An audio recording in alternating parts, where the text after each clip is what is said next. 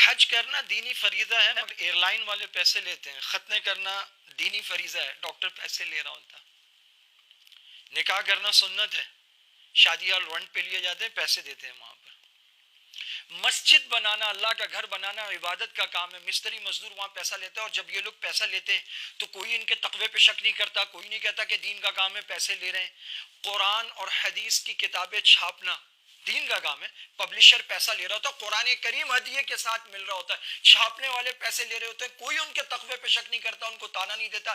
لیکن مسجد کا امام اگر اس کی تنخواہ کم ہو، وہ دل پہ پتھر رکھ کے کسی طرح اس میں اضافے کا سوال کر دے. تنخواہیں کتنی ہوتی؟ 10 12 15 14 ہزار آج کے دور میں.